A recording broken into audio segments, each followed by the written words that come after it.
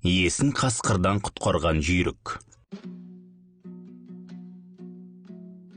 Сауыр тауының бір саласы Қарағайлыда үлкен ауыл отыр. Бұл ауыл жұмықтың қожанынан тараған Қоңыр қажы ауылы.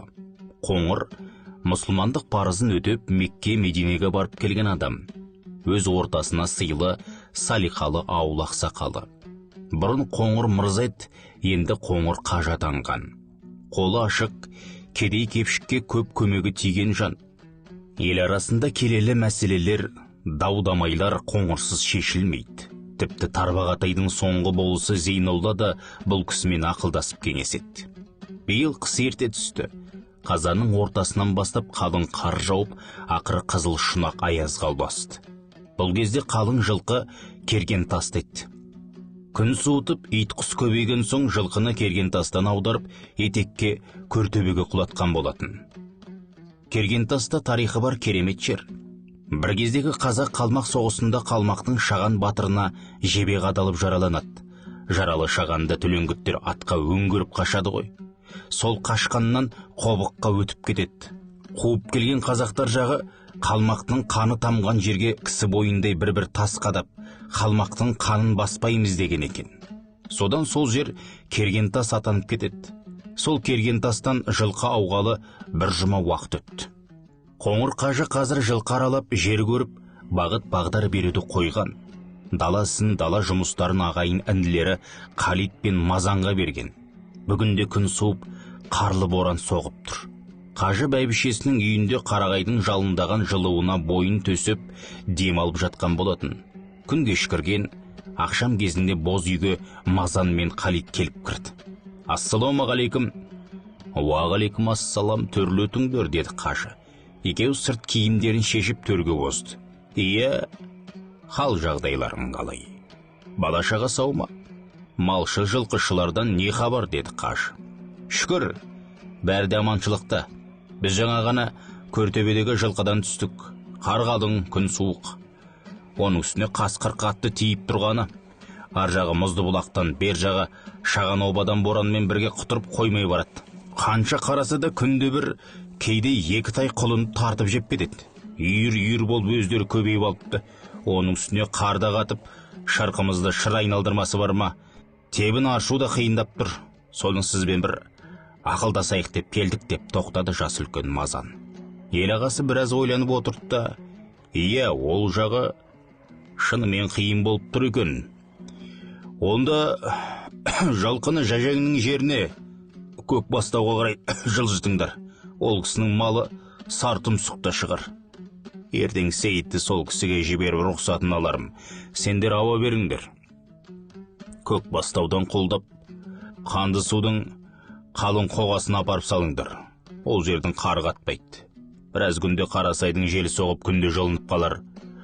Ал ит құсқа келер болса, ауылдан тақымы қатқан 20 шақты жігіт сайлап, жылқыдан таңдап, белді-белді айғыр мініңдер. Тұс-тұстан шығып қуалап, құс салып мылтық атыңдар.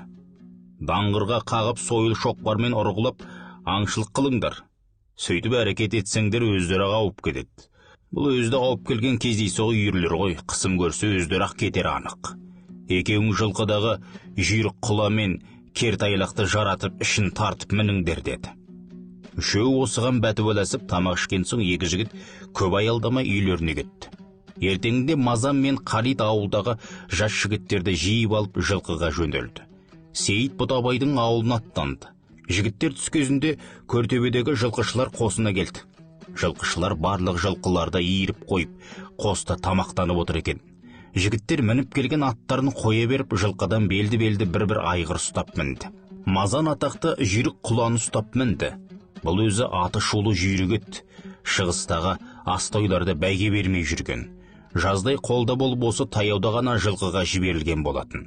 Сыртқы түрі көзге қораш, қарапайым ғана көрінетін қазақ жылқысы.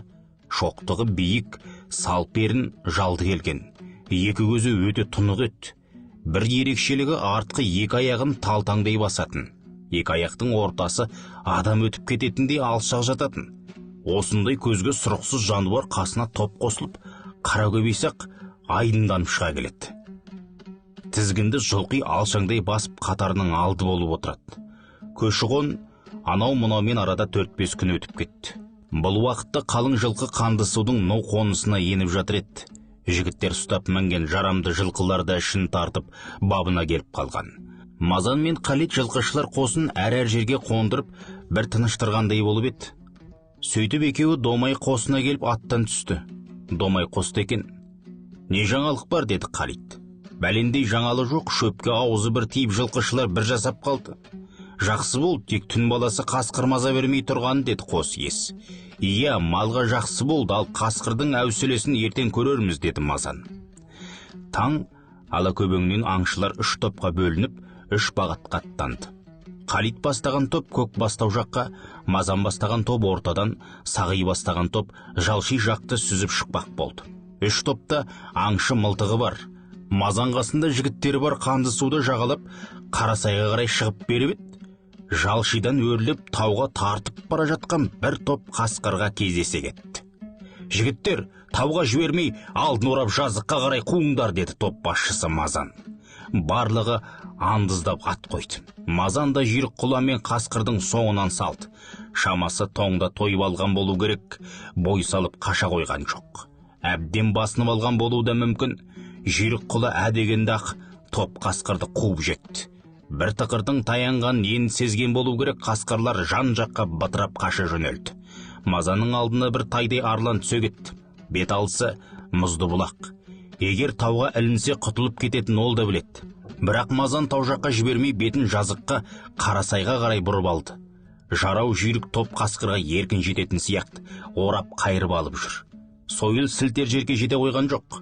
Арлан тауға мұзды бұлаққа қарай 2 рет талпынып еді, екеуінде де жібермей қайырып алды. Енді шын сасқан болу керек.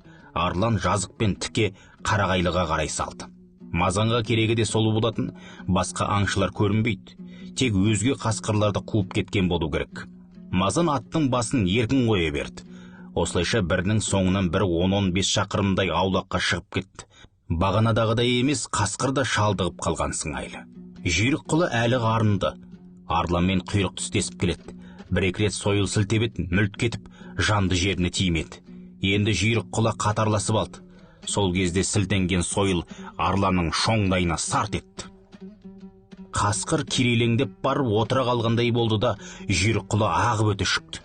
Әудем жері барып ат басын бұрып қараса, арлан жері бауырлап жатыр екен. Ет қызуымен ағызып келіп қақ маңдайдан салып өтпек болып тұра шапты. Аққан күйі есікпен төрде жер қалғанда, жерде жатқан арлан қарсы атылды. Не болған Мазан өзі де байқамай қалды. Сойыл сілтеп үлгермеді. Қарсы атылған арлан Мазанды ат үстінен жұлып түсірді. Енді бір қарағанда жерде жатқанын білді. Арлан кеудесіне атша мініп алған. Зәресі ұшты. Қатты қорыққаннан үнді шығара алмады. Арланның 2 көзі шоқтай жанып, тымсызды қарайды. Сәл қимылдаса арс етіп алып түскел отыр. Жүріп айдаладағы бір қасқырға жем болды мау деп, ағайын туыс бала шағасымен іште қоштасып жатты. Көзінің қиығымен байқаса, жүйрік құла көлденеңдеп қасында тұр екен. Құлағын қайшылап, ақырын құйрығын бұра бергендей болды. Сөйткенше болған жоқ. Қос аяқтап, арланды құлақ шекеден бір-ақ теуіп ұшырып жіберді. Мазан да атып тұрып, жүйрік құланың үстіне лезде қарғып мінді. Есті жануар май деп, жалынан сипай берді. Көзінен тамшылап жаста шыға берді. Біраздан соң есін жиып қараса, арланның қара тұмсығынан қан ағып өліп кеткен екен. Қысылғанда жанын алып қалған адамнан да есті. Текті жануарда сол күннен бастап жан баласына мінгізбей, әбден қартайтып, өз ажалынан өлгенінше аялап өтіп өтті. Жылқы малының небір асылы да, тектісі де, аялусы да болған ғой. Тілеуғазы Кәрімханұлы. Оқыған Қуат Ахметжанов. Ұнаса арнама жазылып, пікірлеріңіз жаза отырыңыздар. Рахмет.